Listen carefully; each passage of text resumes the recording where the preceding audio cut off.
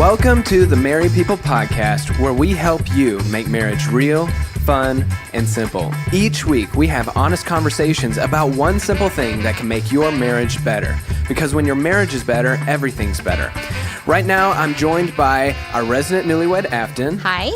We have our 22-year marriage veteran. He's an author, speaker, and director of marriedpeople.org, Ted Lowe. Hey, everybody. And today we have a special guest with us, and I am so excited. We have Sarah Bragg. Hello. So Sarah is, she's an author, she's a speaker, she's a podcaster. She's also married to her husband, Scott, and they have two beautiful girls. She's worked in ministry for more than 15 years. She's the author of the book, Body, Beauty, Boys, and the Truth About Girls and How We See Ourselves, which is a must read. You know, I loved that book. Sarah. I just loved hearing you say all of those words. I have actual tears in my eyes from watching you say all those words. And currently, Sarah is the content director for Live a Better Story, which is a curriculum for adult small groups.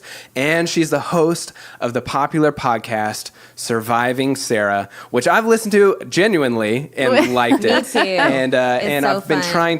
trying to become a guest on Sarah's podcast for a while now, just to share survival skills. Like actual survival skills. Which I understand is not what your podcast is about. Right. I mean, women, maybe they do need to know how to survive a mountain lion attack. I don't know. Right. How do you find clean drinking water? We'll get to that at some point on your podcast, I'm sure. But today on the Married People Podcast, we're asking the question, can you support your spouse when you don't understand or agree with them? And this is an interesting question because, you know, when you think about it, when we all got married, we married people. You know, we married people with their own lives and their own desires and their own callings. And I think sometimes we think that when we get married, our lives and callings just kind of meld and blend together and align. And that's just not always the case, which is why I think this is a great question. So Ted, I'll throw it to you. Can you support your spouse when you don't understand or agree with them? Yeah, that can be tough. And I was actually got to be a guest. See, CJ, I got to be a guest on Sarah's show. Maybe just one rub day. it in.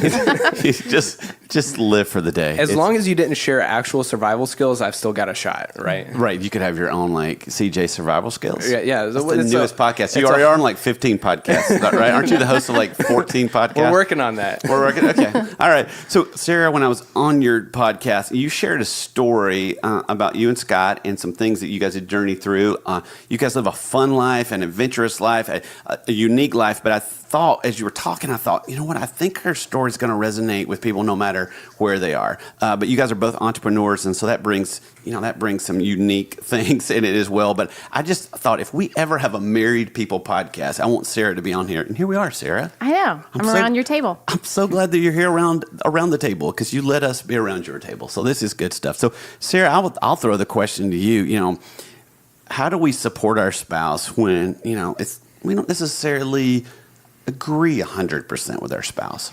You know, it's tough. I remember our first year of marriage, and we both had worked in ministry, and then he was doing all these side jobs, and I started understanding, who is this person that always has a new idea every single day? And so I remember Googling support for entrepreneurs' wives because I was like, I don't know how to do this. Like, if he's got a new idea every single day, am I supposed to say yes to everything he does because I'm his wife and that's how you're supportive? Or do I say no because I really don't think that's a great idea? But how do you, I just remember thinking someone needs to talk about how to do this because I don't know the answer. Well, obviously you go to Google, which I'm really proud of you because we all know that's where you find all of the answers for all life. the right answers are on Google. Yes. Right. So naturally, that's where I went, and I found all sorts of answers. Actually, I didn't. I found nothing. No one helped me to know how to support an entrepreneur as his ideas are unfolding. So with years, we're coming up on 12 years of marriage. I can't even tell you how many businesses he started. I can't tell you how many ideas we've walked down the path or how many patents we've applied for or all these things. I've lost track. And I was joking with Afton earlier that I've learned the art of half listening. So that's one way of when you don't agree, you kind of half listen because it kind of protects you of going, okay, if I don't fully listen, then I won't fully just engage. Bite back. Not fully until engage. we really need to engage. But we took a big step in 2016 and launched this business. We thought it was an idea that he had been wrestling with for about a year. And so as he was telling me these ideas, for me, I half listened for about 6 months. And I thought, if it keeps going, then I'll start listening. If I keep hearing this idea over and over, if he keeps taking steps, then I'll fully listen. Okay, what does half listening look like? He thinks you're fully listening. For though. sure. Okay. So I'm hoping he's not listening to this and learning my tricks. He's probably half. Yeah. Right. No, it was, it's being a sounding board, because sometimes I think for my husband in particular, he just needs to voice it out. He needs to talk it through. He needs someone to bounce ideas off of. And so I've just learned to be someone who he feels safe enough to talk with about ideas, that I'm not going to shoot him down with the first mention. Because a lot of times that ideas mean money. They mean loss of money. They mean loss of time. They all these things that are hard about new ventures or hard about decisions. But he sees the other side of that. He sees the potential for money and all of that. You're kind of on the other side of that sometimes. I'm way more cautious, and but I might be cautious, but he's more logical. And so I think that's partly how it's helped me to support him, even when I don't understand, is I understand who he is.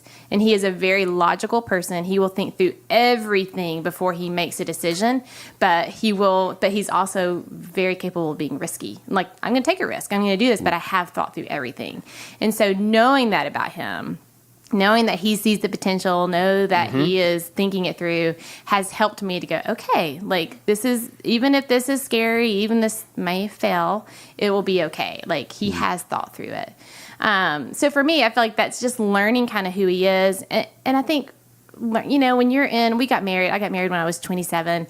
And I feel like those years are very narcissistic for me, where I think I know everything. I don't know why you looked at me, Sarah. Right? I was like, Ashton, right? Just because I'm 27 and also newly married. And also narcissistic. It's okay. This is actually a counseling session for you. It really is. That's why this Afton podcast intervention exists. is what we call it. Yeah. So in my early days, I really wanted to be right all the time. And I still want to be right, but I feel like I've learned a lot through that year of us launching something new, launching something big, and then it didn't work. And I kind of secretly wanted to be like, I was right. Kind of wanted to whisper that, but I don't always have to be right. And so part of the way of supporting him as he jumps and takes risks, even with our family, was just allowing him the freedom of that, and that I don't have to be right. Our relationship remained intact because I didn't fight to be right. Talk about that for just a minute. When you say, I don't always have to be right, or you made the decision where you said, I don't have to be right. Where did that come from? What inspired that? Because I think it's just natural for us to want to fight to win, to want to be right, to want to say, I told you so. And it's very destructive. What for you made you say, did someone teach you that, or did you intuitively know that? Did you read something on Google? Like, what happened? I think from years of launching ideas or listening to ideas, I remember a mentor at a time said, I give myself 3 times to go to my husband. And if I don't agree with him, like 3 times, and if the third time he still is really like, this is what we need to do, then I just sit back. I'm like, okay. And so I kind of took that approach with things where I go, okay, I am going to allow myself time and opportunity if I want to go to him and say, I just need some more clarification. Yeah, you didn't just like lay down. Right. Just Like go ahead, whatever. like 'Cause take I think all that's our probably money what or people- do all this thing. Yes. I'm sorry. I wonder if that's what people are most fearful of going, especially Afton. You might want to chime in right now to go, wait a minute. Well, I have like a million questions for Sarah and I feel like we've talked about this before, because like I'm in a similar situation where Hudson, my husband, he works at the same company I work at and does graphic design, and that's like his day job. But his real passion is screenwriting, like writing films. And I remember when we were dating, I was like, oh my gosh, that's so cool and creative and like interesting that you do that. And for me, I feel like the biggest hurdle has been that he works all day and then he works some more, or what I view as work, when he gets home or when he actually does shoot a movie and he's gone for 10 days or whatever it is. Then I'm like, how do you as like the spouse be supportive, and like how do you change your mindset to not be selfish when you're like, I want you to pursue your dreams, but also I'm not going to see you for basically a month, and is that okay with all of us? Yeah, I feel like I have learned to believe the best. So, you know, my husband, I can remember this, it just one of these things that stuck in my mind. I was at home with a 2-year-old and a newborn, and my husband got to travel within like 3 months to Israel, to India, and to South Africa. Wow. And I was like covered in diapers, you know? And so life was not very great and fun for me. Yeah. And I would talk to him, and he would talk about, oh, we got to do this great thing, and we saw these things. And it was just, life was so amazing because he's getting to pursue his like creative and some of his dreams. Yeah. And I remember I was always being so negative, and he finally one day, he said, I don't even want to tell you the good things that I'm doing because of your reaction. And so it helped me to kind of go, okay, like, even though I am a little bit jealous and I'm a little bit frustrated and I feel like you aren't giving me this, I'm expecting this, but you're giving that, kind of learning to believe the best. He's doing this like because God made him to be creative, and God gave him these dreams, but he also wants to provide for our family, and he also wants to pursue the best for our family. And so if I believe that, then that helps me to not be frustrated. I mean, yesterday was Labor Day, and he worked all day. And so I'm home with the girls because they're out of school, and I'm going, I don't want to hang out with these girls. Yeah. Like, let's have someone else. Like, let's do something fun. As everybody else is like showing pictures of we went to the lake, or we went to the park, or we went to a ball game, or we did something as a family. And it's hard when you have someone who is pursuing their kind of their side hustle. It takes up time that is sometimes family time. And so for me, it was believing the best and then just having conversations about it, but picking the right time to have those conversations. That's so huge, and that's a pause I want listeners to hear is, believing the best. Because one of the things, Sarah, we've tried to do differently on this podcast is really empower individuals and say, who's responsible for your marriage? You are.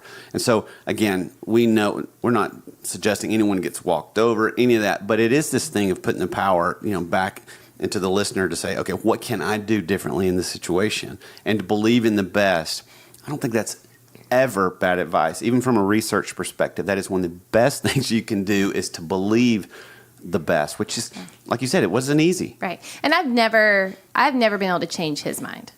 Like, I've never been able to, if this is what he wants to do, I've never been able to come up to him and convince him otherwise. So that's something I've learned. Like, if I think I'm right, I can't convince him otherwise. But I can believe the best in him. Yeah. I can be supportive. For me, and what I've learned through all of that is the one person that can change his mind is God. And so I've seen on 2 for sure instances where he has come to me and he's got this idea and he's going to do this. And he's like, we're going to do this thing and do this. And I've got all this. And I'm going, ugh. In my head, I'm going, this does not sound like a great idea. Like, I just don't have a peace about it. I just don't know if this is okay, like whatever.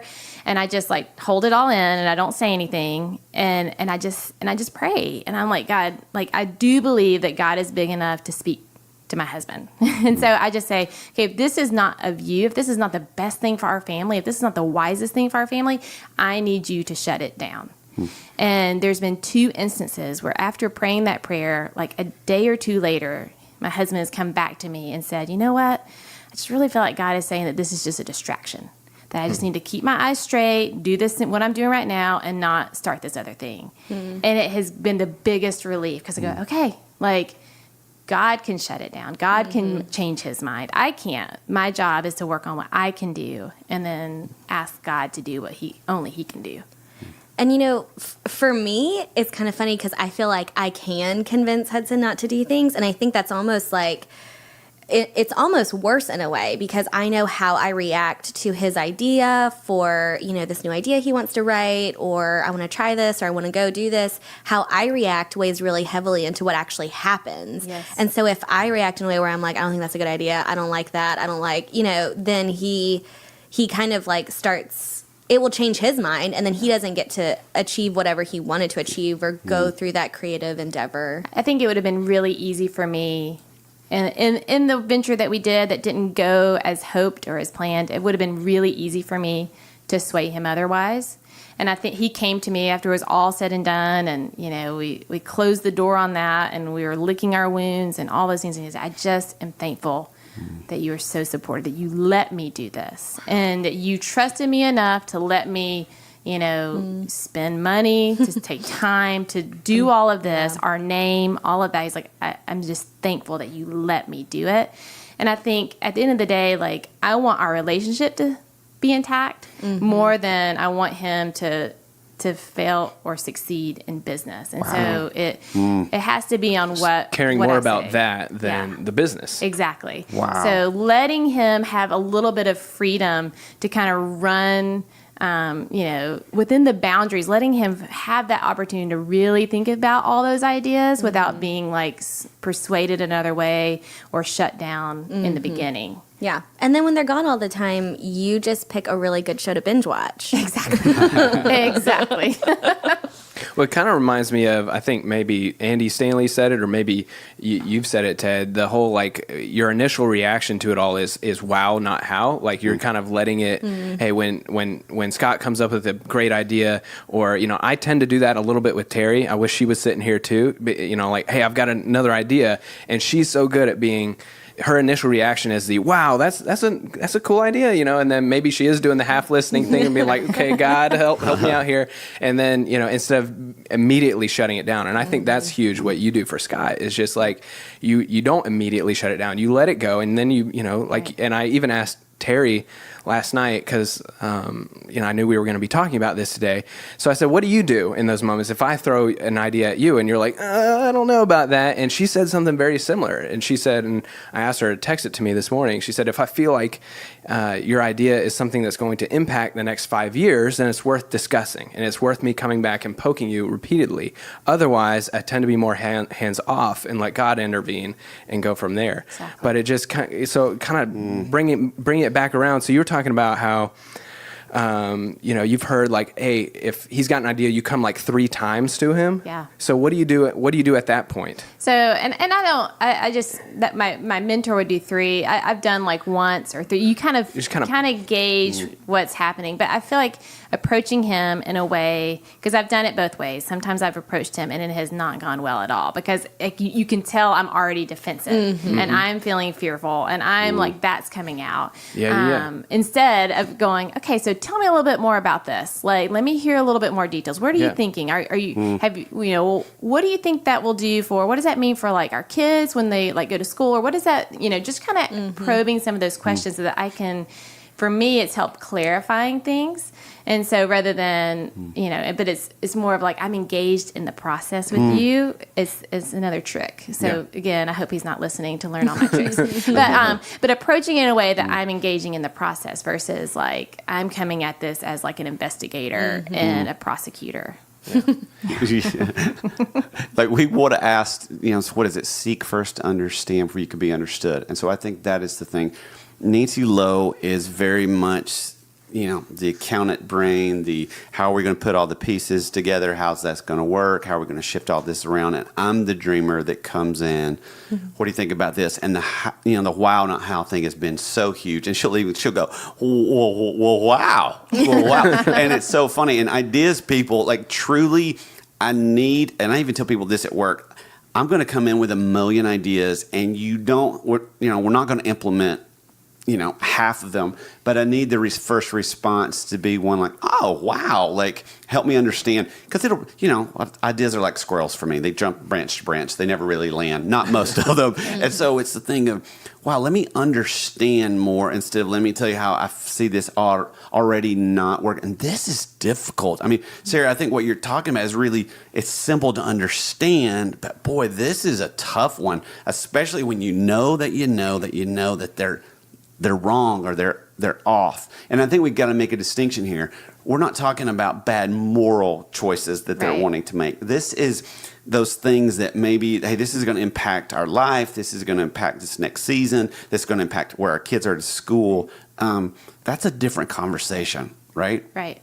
Well, and I think I've had a lot of friends who have come to me asking, how did you do this? How do you handle this? Like I'm realizing that my husband is walking in a season where he's wanting to make a complete shift of what he's been doing, and I don't want him to do that.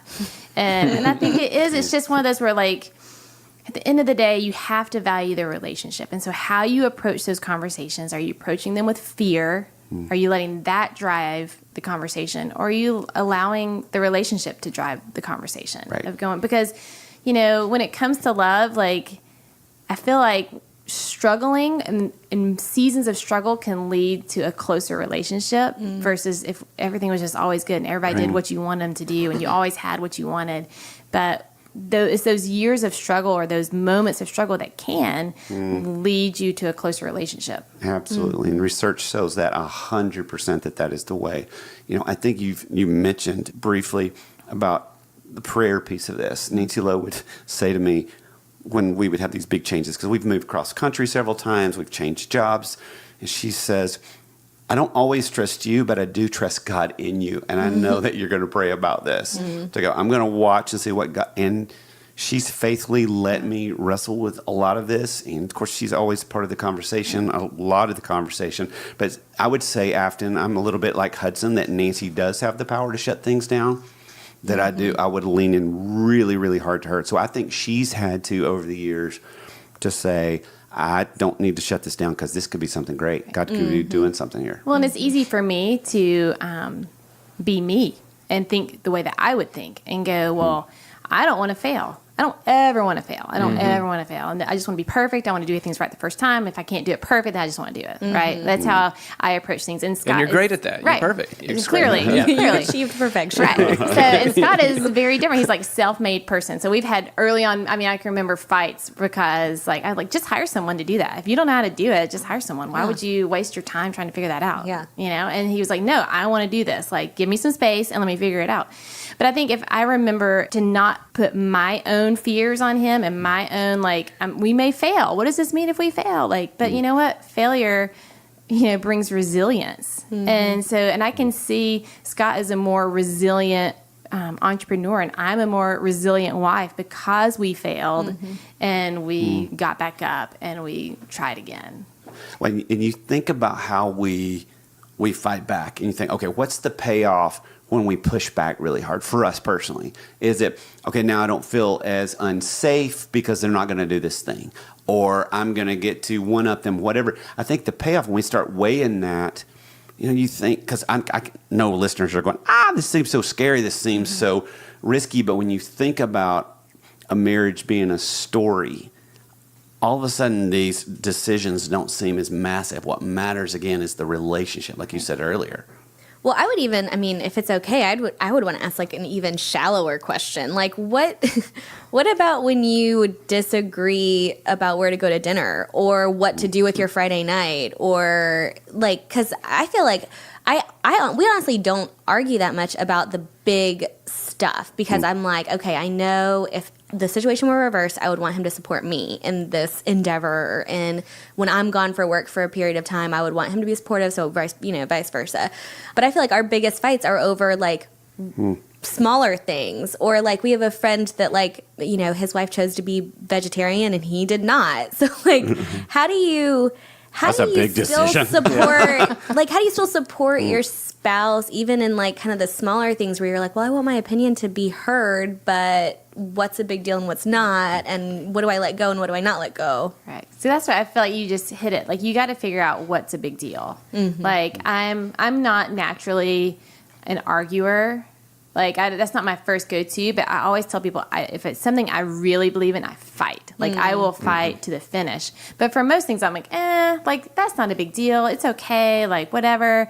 I think but the trick is, again, it comes back to what you can own, is to not let those little things breed resentment. And so then to where you're always he always gets his way, or she always gets to do this, or she always gets to pick. And so if you find yourself having those resentful kind of thoughts, it's okay, then I need to speak up more. And I need to say, no, I really want this right now. Well, and going to the other end of the spectrum, though, I can almost hear people, asking, if they're riding around in their car, okay, but you don't understand, my husband or my wife is on the other end of the spectrum. It's not vegetarian or not. It's we're putting our house up as collateral for this new project, or they're wanting to move overseas, or they're what if it's just this, you don't understand. This isn't just a disagreement, or, I don't agree with this, thing, or I don't understand. It's this is not good. What do you say, Ted or Sarah, to that person who's in that situation?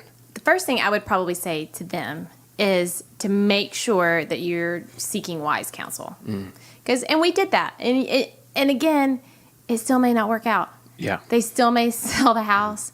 They still may move. You still may move across the country. Right. But seek wise counsel and know that again.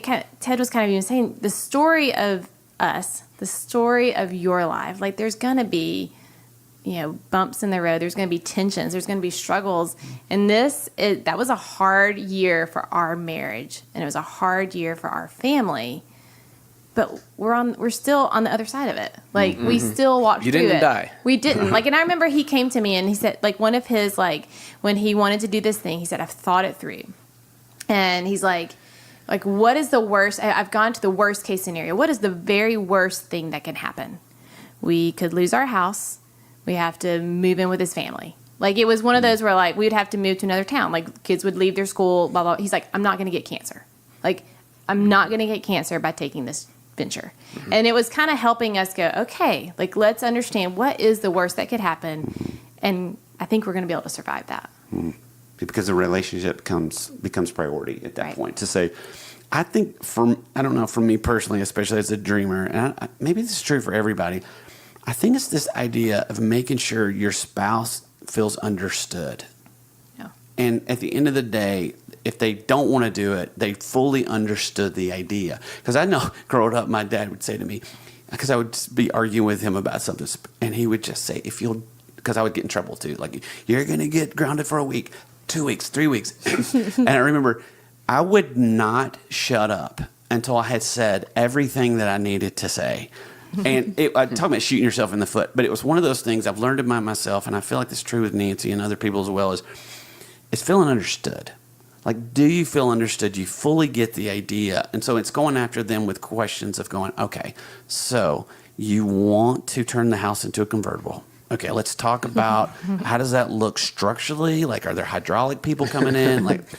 How do we? And I think that's when you were talking about, Scott, one of the things you and I have talked about before is really understanding how your spouse is wired. Yes, I think that is something that we walked away after this last 2016, and the hard thing was how the more I understand how he is wired, the more grace I can give him. And so I remember seeing a counselor that year, and because I was so overwhelmed in all of life, and I was talking to her about walking through that with him. And then I said, and he wants us to move on to a sailboat and live on a sailboat. And I was like, and she was like, you seem to be handling that really well. And I was like, it's okay. I understand how he's wired. He's going to be all in on something. He's researching and getting the information. He's doing all this stuff. I said, I'm about 15% positive we're going to ever live on a sailboat. So Did you live on a sailboat? No, he still thinks we will, but we're still in that phase of research. That would So- be really amazing. And I'm like, have you met our kids? You still want to do that?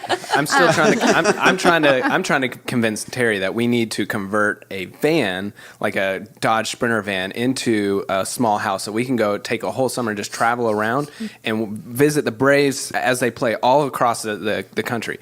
I don't think she's there yet, Right. but I think she's doing the. I think. Anyways, I feel like to your point, she's been to the school of Sarah Bragg on She's how like, to she's support like, your husband's that's a dream. 15% Right. idea right there. Right. That's a 15% Right. chance. But Go knowing ahead. that this is how he's wired, that he loves to just gather information and think through all these things, it helps me to go, okay, I don't need to be afraid right now. I understand this. He needs this. This is how he approaches things. This is how he's able to be so logical in decision making. And so because I know all those things, it has helped me to just offer grace and to not just judge or to not try to change his mind or try to change who he is. It's no, this is who he is, and it's going to be okay.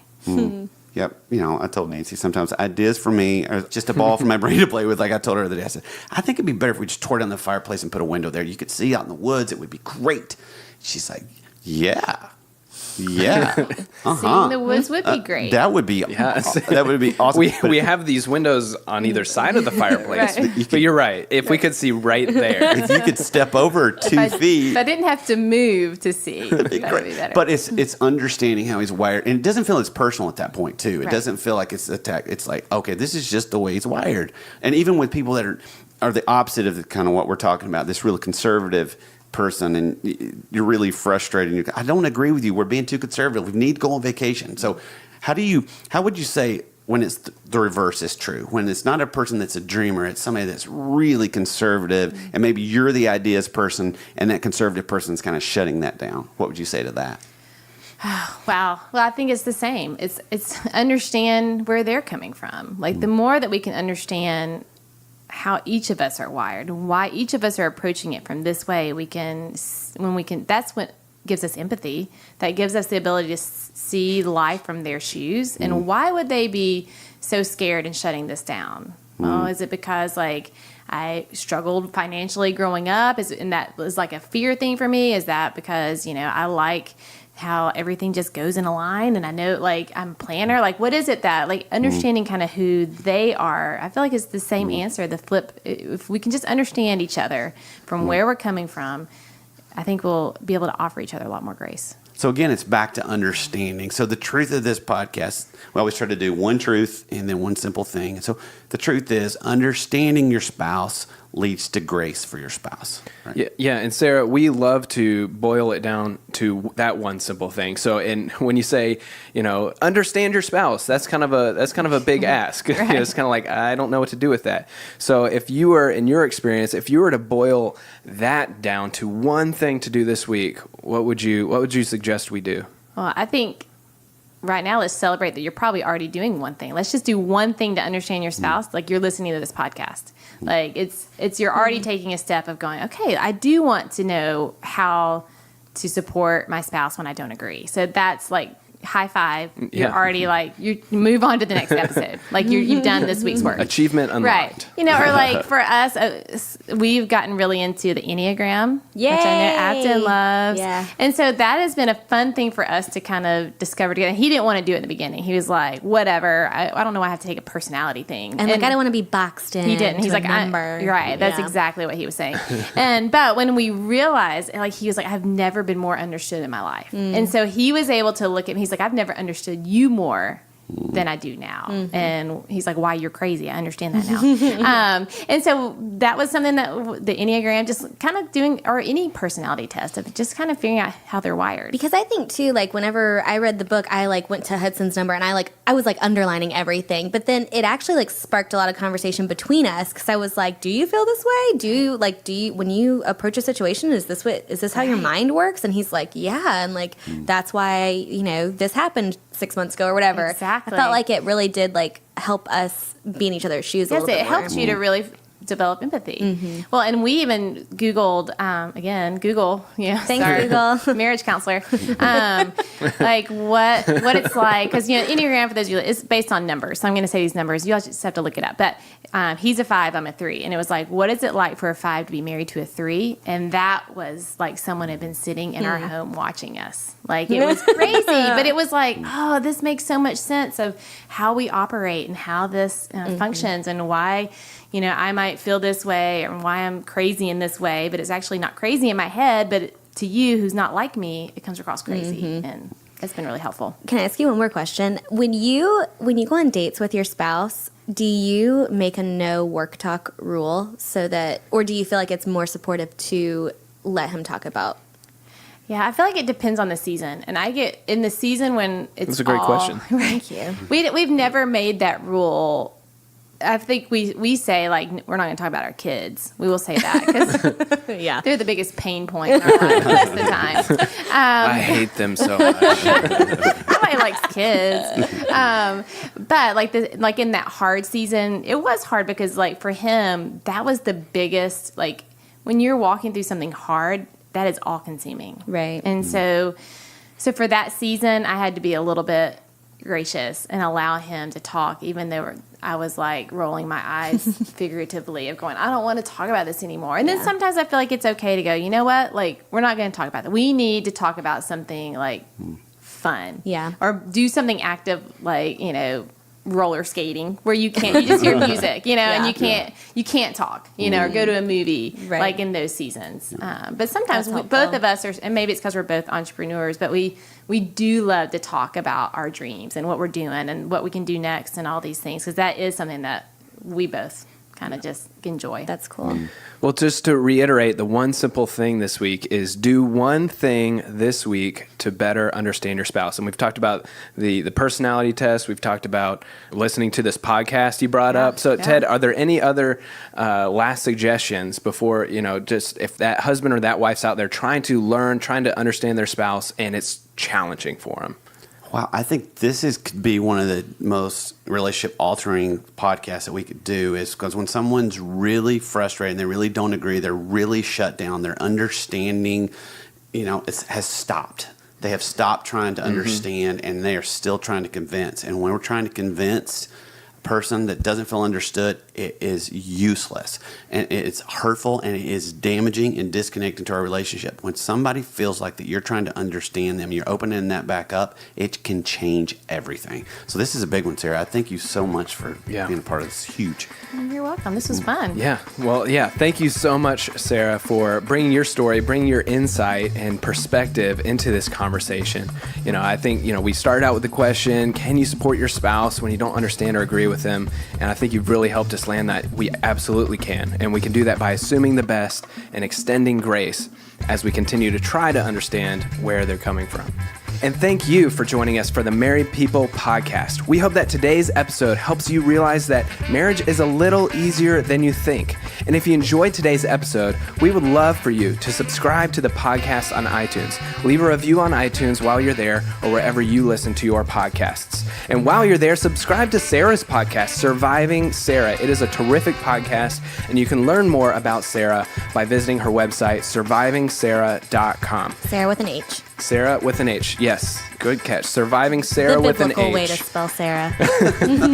.com. And finally, for more great resources to make your marriage better and to find the show notes for this episode, including links to all of Sarah's stuff, the book she's written, her podcast, all of that, you can visit our website, marriedpeople.org. Then join us for next week's episode. Until next time, I'm CJ. I'm Afton. I'm Ted. And I'm Sarah. And thank you for listening.